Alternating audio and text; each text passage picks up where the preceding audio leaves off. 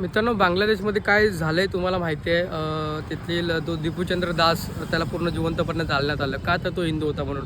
आणि ह्या इन्सिडेंटनंतर अजून काही इन्सिडेंट झाले, अजून 2 का 3 घरं हिंदू लोकांची तिकडे जाळण्यात आले.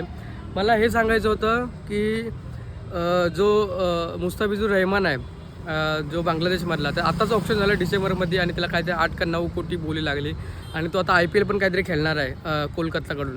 तर मला असं म्हणायचं आहे की त्याला बॉयकॉट केलं पाहिजे. म्हणजे ही लोकं तिकडं हिंदूंना मारतात, जिवंतपणे जाळण्यात तिथं. आणि आपण इकडे जे बांगलादेशी खिलाडी आहेत त्यांना इकडं खेळायला बोलवतो आहे, त्यांना 8-8, 9-9 करोडची बोली लावतो आहे आणि पूर्ण IPL ते खेळणार कोलकाताकडून.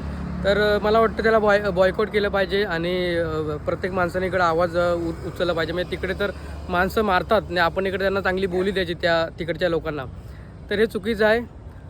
तुम्हाला काय वाटतं याबद्दल तुम्ही सांगा, कमेंट करा, शेअर करा. आणि बऱ्याच लोकांनी म्हणजे ह्याच्यावर आवाज उठवला आहे की मुस्ताफिझुर रहमान आहे जो खिलाडी आहे त्याला बॉयकॉट केलं पाहिजे. तर मी पण एक छोटा हा व्हिडिओ बनवला, मला वाटलं